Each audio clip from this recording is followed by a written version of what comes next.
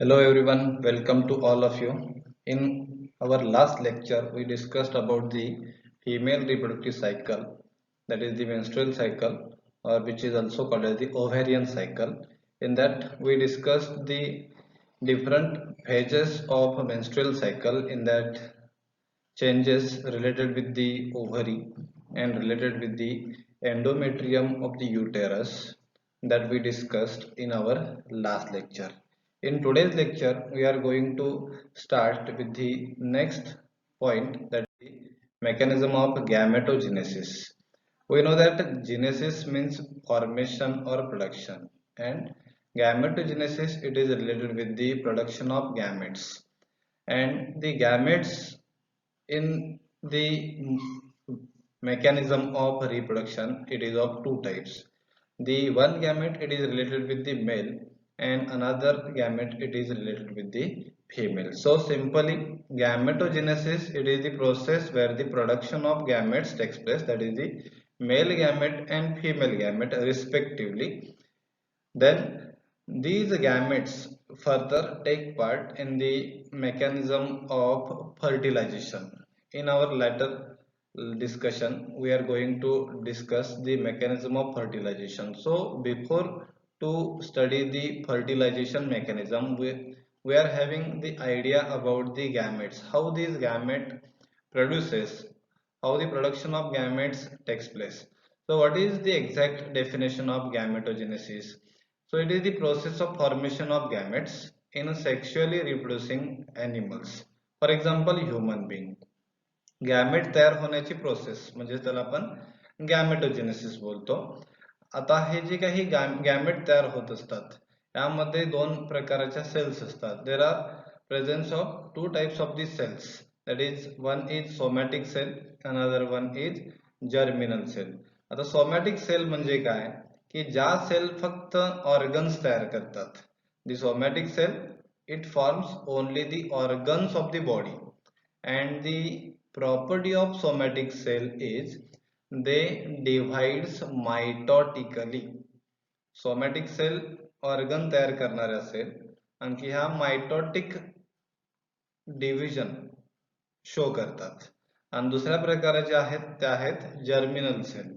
Germinal cell it form the gametes, आणि germinal cell काय तयार करतात, गॅमेट्स तयार करतात. म्हणजे यांचा कोणत्याही प्रकारे ऑर्गन तयार करण्यामध्ये रोल नाही आहे. And they divides both mitotically and meiotically. हे महत्वाचं आहे आपल्याला. म्हणजे एक सोमॅटिक सेल आहे ज्या ऑर्गन तयार करणाऱ्या त्या फक्त मायटोटिकली डिव्हाइड होतात, आणि जर्मिनल सेल ज्या आहेत ज्या की गॅमेट तयार करतात त्या मायटोटिकली आणखी मियोटिकली दोन्ही पद्धतीने काय होत असतात, डिव्हाइड होत असतात. आता ऑर्गन तयार करणारा सेल म्हणजे काय, जो की ह्युमन बिंग मध्ये मेल आणखी फिमेल हा डिफरन्स त्याच्या सेक्स वरून तयार केलेला आहे.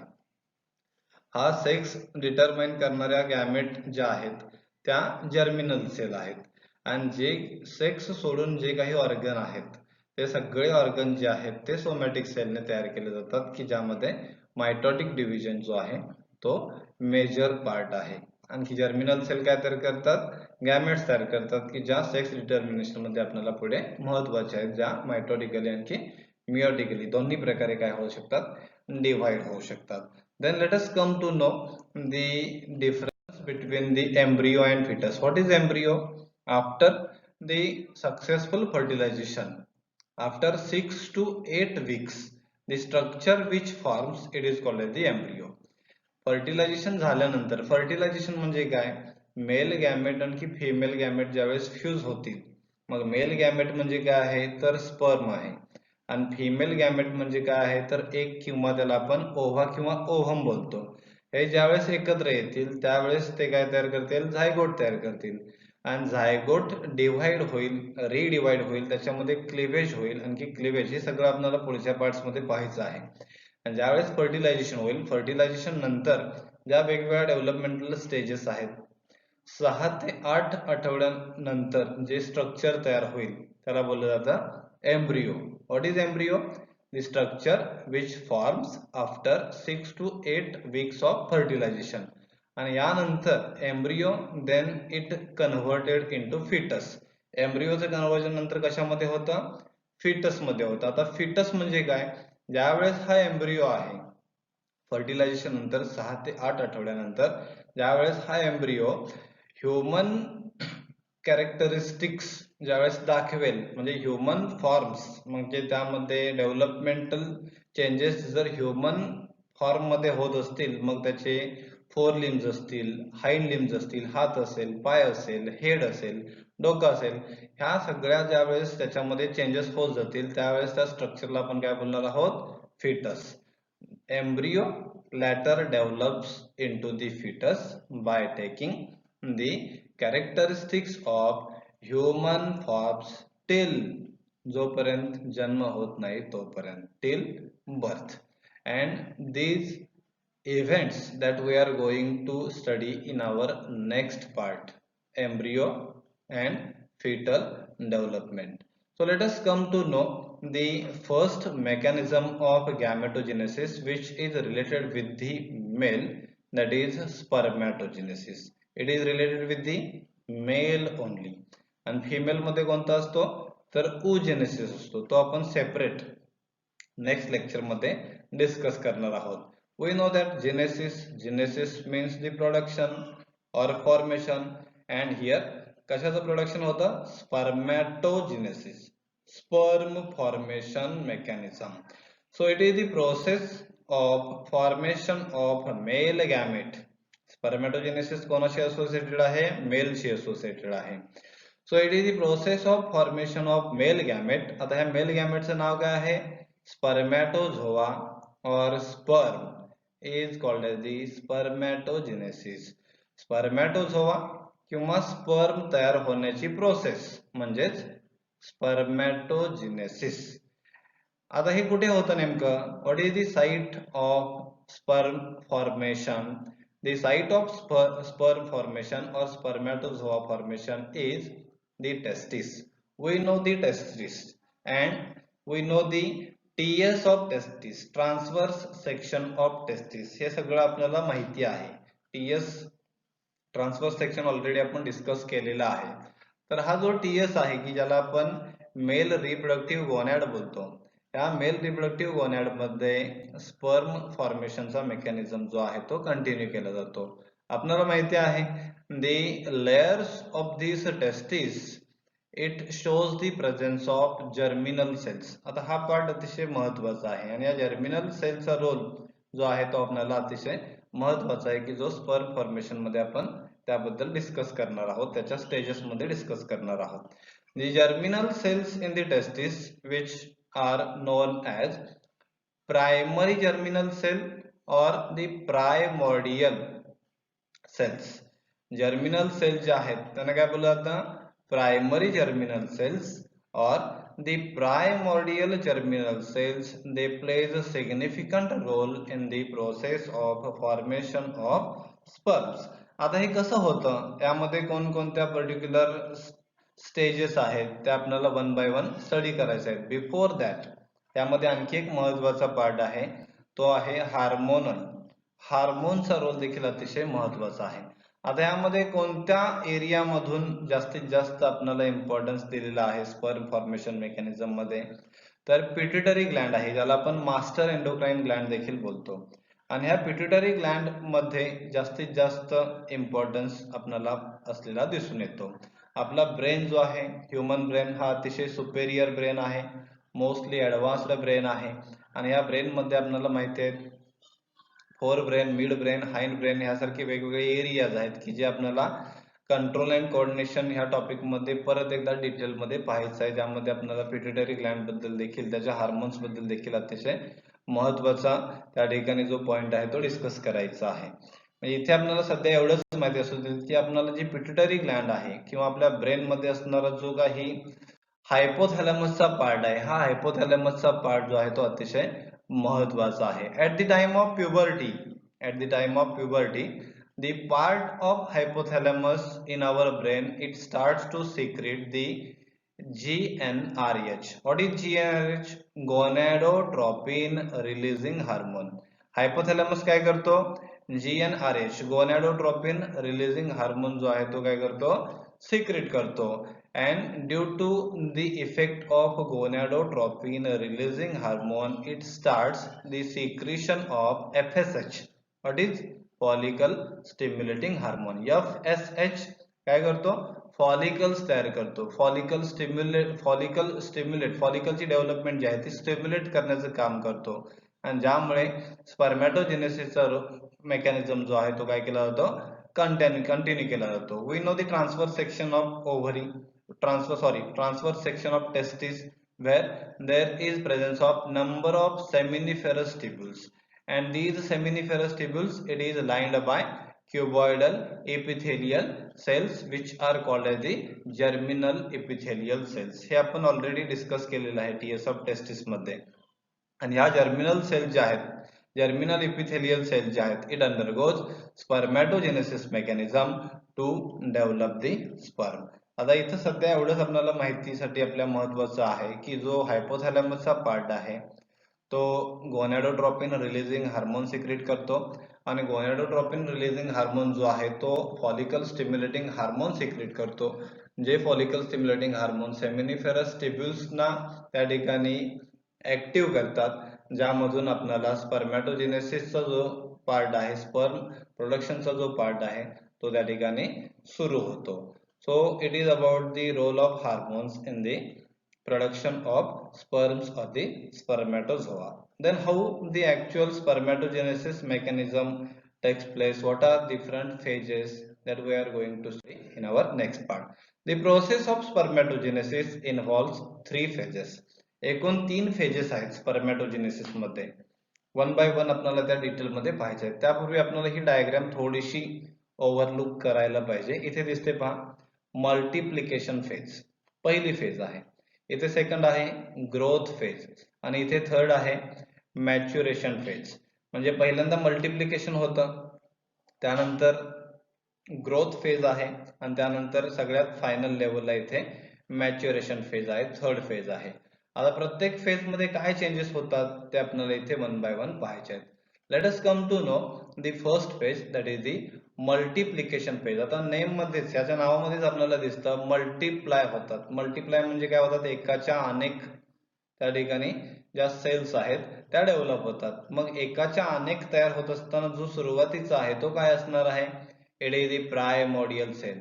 In multiplication phase the primordial germ cell which is having 2n, that is the diploid number, and it undergoes mitosis. हे अतिशय महत्वाचं आहे कारण स्पर्म फॉर्मेशन मध्ये दोन्ही प्रकारच्या डिव्हिजन्स होतात. त्या मायटोसिस देखील होतात, मायटोटिक देखील होतात आणि मियोटिक देखील होतात. मायटोटिक कुठे होतात, मियोटिक कुठे होतात हे आपल्याला माहिती पाहिजे. मायटोटिक सेल डिव्हिजन मध्ये सगळ्यात महत्वाचा रोल काय असतो? आपण सेल डिव्हिजन ह्या टॉपिक मध्ये लास्ट इयर मध्ये डिस्कस केलेला आहे. Due to the mitosis there is equal number of distribution. Equational cell division बोलतो आपल्याला, म्हणजेच ज्या नवीन तयार होणाऱ्या डॉटर सेल आहेत त्यामध्ये इक्वल क्रोमोसोम डिस्ट्रीब्युशन जे आहे ते मायटोटिक सेल डिव्हिजन मधून केलं जातं. Therefore primordial cell as it is diploid, it undergoes multiplication due to the mechanism of mitosis. As a result of mitotic division in primordial cell, it gives rise to the spermatogonia, which is again diploid in nature. So what is the number of chromosomes in primordial cells? It is 46. आता इथे जर 46 असेल, आता आणि जर आपण याला mitotic sale division बोलत असू तर तो तयार होणाऱ्या स्पर्मॅटोगोनिया मध्ये देखील तसाच कॉन्स्टंट ठेवला जातो. Therefore spermatogonia it shows 46 number of chromosome. हे आपल्याला गिव्ह रिझन मध्ये देखील विचारला जाऊ शकतो. Give reason why spermatogonia it is having 46 number of chromosomes due to its mitotic cell division, and the primordial cell it is having the same, that is the 46 number of chromosome. आता इथे किती झालेत बघा, 4 spermatogonia तयार झालेला आहेत आणि single जो असेल त्याला आपण काय बोलतो? स्पर्मॅटोगोनियम. So each spermatogonium it is having 46 number of chromosome. आता इथे मल्टिप्लिकेशन फेज कंप्लीट झाली मायटोसिस डिव्हिजन मधून. आता इथे जो तयार झालेला स्पर्मॅटोगोनियम आहे तो कशामध्ये जातो? ग्रोथ फेज मध्ये त्याची ग्रोथ होते. How? This spermatogonium in second phase, that is the growth phase, it accumulates the food. हा काय करतो? फूड accumulate करतो and it grows in size. त्याची साईज काय होते? वाढते. आणि हा स्पर्मॅटोगोनियम जो आहे तो काय तयार करतो? Primary spermatocyte. Again the chromosome number is same, that is diploid. 46 chromosomes are there. इथे ग्रोथ होते स्पर्मॅटोगोनियमची. स्पर्मॅटोगोनियमची ग्रोथ झाल्यामुळं तो प्रायमरी स्पर्मॅटोसाइट तयार करतो ज्याच्यामध्ये क्रोमोसोम नंबर आपल्याला कॉन्स्टंट दिसतो जो की 46 असेल. आता इथून पुढे सगळ्यात महत्वाचा पार्ट आहे, कारण हा प्रायमरी स्पर्मॅटोसाइट जो डिप्लॉइड आहे इट अंडरगोज मियोटिक डिव्हिजन. आता मियोटिक डिव्हिजन म्हणजे काय? त्यालाच आपण बोलतो रिडक्शनल सेल डिव्हिजन. म्हणजे काय? तर जो क्रोमोसोम नंबर आहे तो काय होतो? अर्ध्यावरती येतो. Chromosome number reduces to half. म्हणजे इथे 46 असेल तर तो पुढे काय होणार आहे? त्याच्या अर्ध्यावर येणार आहे, म्हणजे तो 23 मध्ये येणार आहे. So what are the changes in the third and final stage of the spermatogenesis? That is the maturation phase. Maturation phase मध्ये काय होतं ते आपल्याला पुढच्या पार्ट मध्ये पाहायचं आहे. Next, maturation phase. Here in maturation phase, the primary spermatocyte it undergoes meiosis first or maturation division. Primary spermatocyte जो डिप्लॉइड आहे तो कशामध्ये जातो? मियोसिस फर्स्ट मध्ये. इथे जो पॉइंटर आहे ना तो पॉइंटर नीट पहा. Meiosis first, meiotic division number 1. आता प्रायमरी स्पर्मॅटोसाइट मियोसिस फर्स्ट मध्ये गेल्यानंतर तो काय तयार करतो? Secondary spermatocyte. इथे पाहू शकता एकाचे 2 झाले. त्यानंतर परत हा सेकंडरी स्पर्मॅटोसाइट जो आहे तो परत मियोसिस सेकंड मध्ये जातो. आता मियोसिस सेकंड मध्ये गेल्यानंतर ह्या दोनाचे काय होतात? 4 होतात. Again all these structures after the meiotic second division of secondary spermatocyte, these 4 structures are called as the spermatids. त्याला काय बोललं जातं? स्पर्मॅटिड्स. अजून देखील स्पर्मॅटोझोआ किंवा स्पर्म तयार झालेला नाही. मॅच्युरेशन फेज मध्ये 2 मियोटिक डिव्हिजन्स कॅरीड आउट केल्या जातात. इथे मियोसिस फर्स्ट, प्रायमरी स्पर्मॅटोसाइट पासून सेकंडरी स्पर्मॅटोसाइट 2 मिळतात. सेकंडरी स्पर्मॅटोसाइट हा मियोसिस सेकंड मध्ये येतो. त्यानंतर हा 4 स्पर्मॅटिड देतो. आता प्रत्येक स्पर्मॅटिड मध्ये 23, 23, 23, 23. Each spermatid it is having haploid number of chromosome, that is 23 chromosomes in each spermatid. Here, after the meiosis first in primary spermatocyte, it gives rise to the secondary spermatocyte. It gives rise to the secondary spermatocyte which is haploid in number. Here during this meiotic first division, the homologous chromosome it starts pairing. Homologous chromosome it starts pairing. So what is homologous chromosome? Homologous chromosomes means the chromosomes which are structurally and genetically identical. Structurally आणखी genetically identical म्हणजेच homologous chromosome it starts pairing. At the same time, the homologous chromosome it starts splitting. homologous chromosome काय होतात? Split व्हायला सुरुवात होतात. Split होतात म्हणजे काय होतात? एकमेकापासून दूर जाण्याचा प्रयत्न करतात. आणि त्याच वेळेस जे नॉन सिस्टर क्रोमॅटिड्स आहेत, जे नॉन सिस्टर क्रोमॅटिड्स आहेत, जे क्रोमोसोमचे एंड्स असतील, ज्यावेळेस ते एकत्र येतील then they form the point of connection and that point of connection it is called as the chiasmata. आता chiasmata कशासाठी आहे? It is for the exchange of genetic material. म्हणजे हा जर एक क्रोमॅटिड असेल आणि हा जर एक क्रोमॅटिड असेल, हे ज्यावेळेस एकामेकावरती ओव्हरलॅप होतील आणि जो पॉइंट ऑफ कनेक्शन असेल त्याला आपण बोलतो चायझमेटा. आणि चायझमेटा कशासाठी? ह्या क्रोमॅटिड पासून ह्या क्रोमॅटिड मध्ये दोघांमध्ये जे जेनेटिक मटेरियल आहे ते जेनेटिक मटेरियल काय केलं जातं? एक्सचेंज केलं जातं. And at the end of meiotic first division, at the end of meiotic first division there is formation of number 1 and number 2 two haploid secondary spermatocytes having 23 chromosomes in each spermatocyte. After that secondary spermatocyte, it undergoes meiotic second division where there is formation of 4 haploid spermatids. So it is the result of multiplication phase where there is formation of 4 haploid spermatid. Then after that spermatid, it undergoes mechanism of spermatogenesis to form the spermatozoa or the sperm that we are going to study in our next slide. आता इथे महत्वाचा part काय आहे आपल्याला, तर एक short answer question किंवा long answer question यावरती विचारला जाऊ शकतो. What is spermatogenesis? Describe the mechanism of spermatogenesis in a detail. त्यावेळेस आपल्याला स्पर्मॅटोजेनेसिसची डेफिनेशन लिहावी लागेल आणि ह्या तीनही फेजेस, मल्टिप्लिकेशन फेज असेल, ग्रोथ फेज असेल किंवा मॅच्युरेशन फेज असेल, ह्या इन डिटेल मध्ये आपल्याला एक्सप्लेन कराव्या लागतील.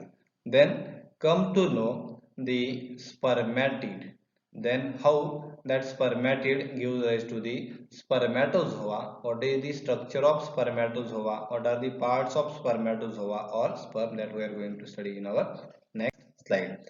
What is spermatid? Spermatid, it is non-motile. हा काय आहे? Non-motile. And to make it motile, it undergoes mechanism of spermatogenesis to become functional motile male gamete, that is the spermatozoon or sperm. जो स्पर्मॅटिड, जे 4 स्पर्मॅटिड आपल्याला तयार झालेले दिसतात त्या ठिकाणी मॅच्युरेशन फेज नंतर त्या मॅच्युरेशन फेज मधून मिळालेले स्पर्मॅटिड हे नॉन मोटाईल आहेत आणि त्यांना ऍक्टिव्ह करण्यासाठी, मोटाईल करण्यासाठी त्याला काय करावं लागतं? स्पर्मॅटोजेनेसिस मध्ये जावं लागतं.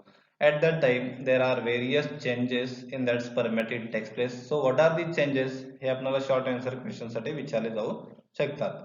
The sperm increases in length.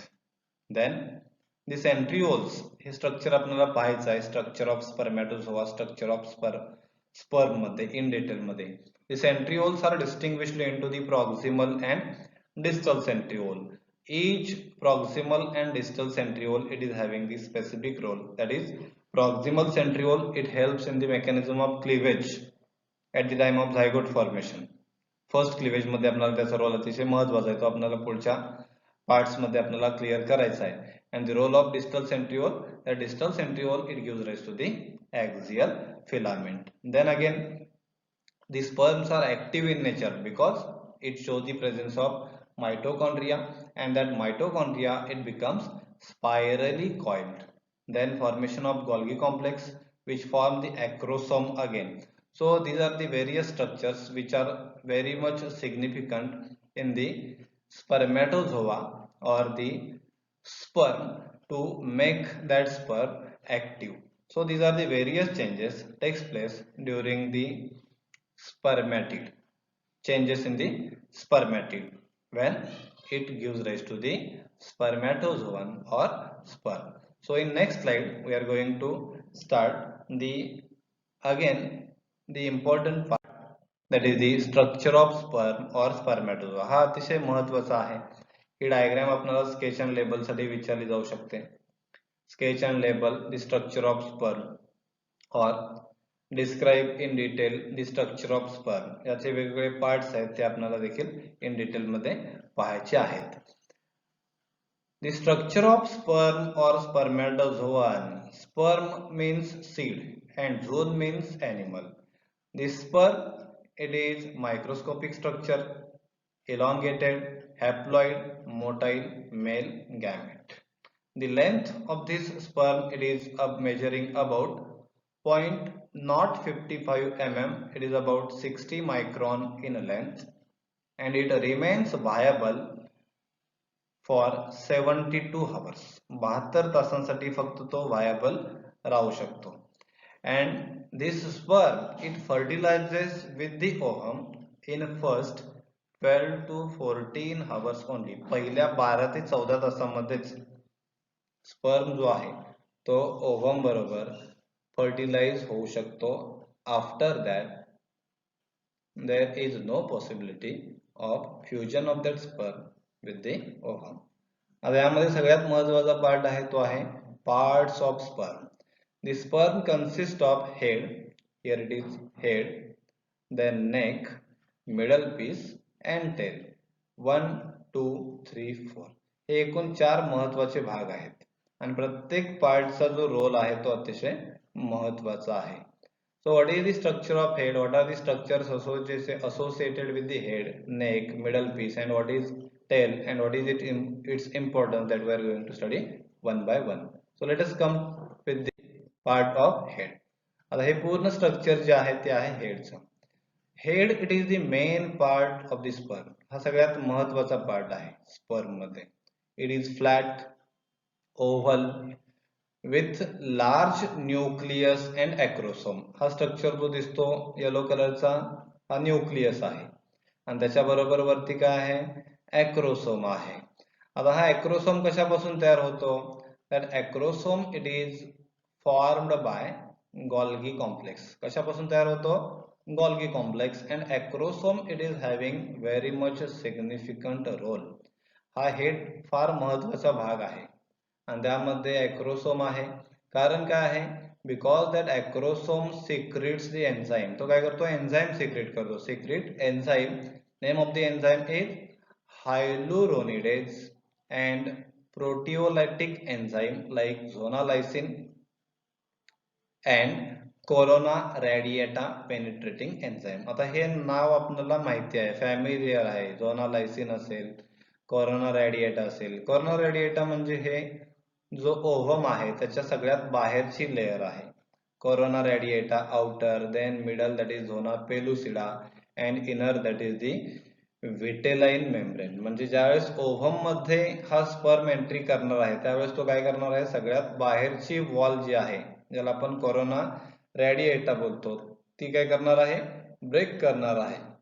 आणि सगळ्यात कोरोना रॅडिएटरच्या कॉन्टॅक्ट मध्ये कोण येणार आहे स्पर्मच्या हेड मधील?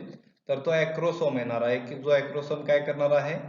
एन्झाईम सिक्रेट करणार आहे. हायलुरोनिडेज असेल, प्रोटिओलायटिक एन्झाईम्स असतील की जे एन्झाईम्स आपल्याला ओव्हमच्या वॉल लेअर ज्या आहेत त्या ब्रेक करण्यासाठी अतिशय महत्वाचा रोल जो आहे तो प्ले करणार आहे.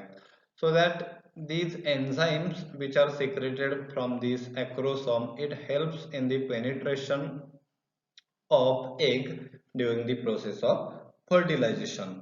And acrosome and the anterior half of the nucleus it is covered with the fibrillar sheath. Anterior half of the nucleus and this acrosome it is covered by the fibrillar sheath. Therefore the head it is having very much significance as it helps in the penetration of the egg or the ovum at the time of fertilization. Then let us come towards the next part, that is the neck. Here it is neck. It is present just below the head part. Here there is presence of neck. Neck it is the very short region with the centrioles. There are two centrioles. Number one proximal centriole. Number second distal centriole. What is the importance of proximal centriole? The proximal centriole it helps in the first cleavage of zygote. First cleavage, zygote development after the successful fertilization, it gives rise to the zygote. At that time, the mechanism of cleavage takes place. At that time, first cleavage, during first cleavage, the proximal centriole it plays significant role. Then second, distal centriole.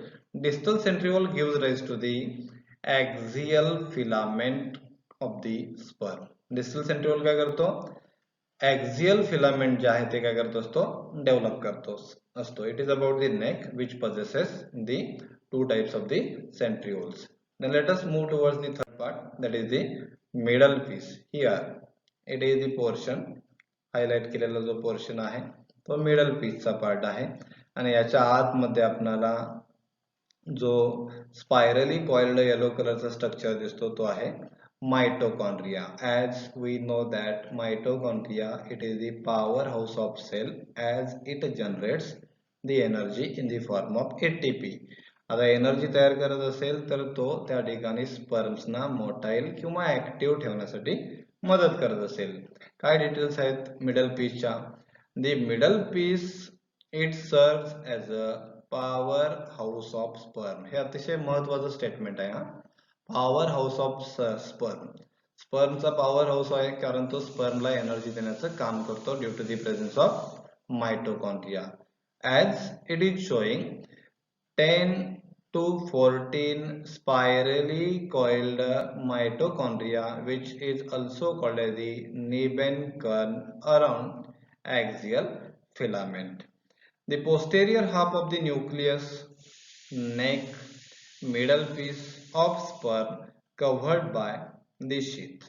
So what is the importance of mitochondria? The mitochondria or the middle piece which shows the presence of mitochondria, it is the powerhouse of the sperm. So it provides the energy. It provides the energy for movement of sperm in the female genital tract. ज्यावेळेस ejaculation होईल, स्पर्म्सची entry होईल female जेनायटल tract मध्ये, त्यावेळेस त्या स्पर्म्सना movement करण्यासाठी जी energy आहे ती energy provide करण्याचं काम जे आहे ते मायटोकॉन्ड्रिया मधून केलं जाईल with the speed of 1.5 to 3 mm per minute. Therefore, the middle piece it is having very much importance in the sperm. So let us move towards the last part of the sperm, that is the tail part. Tail, it is formed by the cytoplasm. It is long, slender, tapering structure. The axial filament from distal centriole and transverse the middle piece and the tail. And the tail specifically it helps in the mechanism of swimming to the spermatozoa or the sperm. हा movement मध्ये मदत करत असतो sperm मध्ये, त्याला swim करण्यासाठी female जेनायटल tract मध्ये. So it is about the tail part of the sperm. So in today's lecture we discussed about the what is gametogenesis, what is somatic cell, what is a germinal cell, then embryo, fetus, most important part that is the mechanism of spermatogenesis, how the sperm formation takes place, what are the phases in the sperm formation, and the structure of sperm. So in next lecture we are going to discuss the mechanism of oogenesis and the structure of ovum or the egg. Thank you.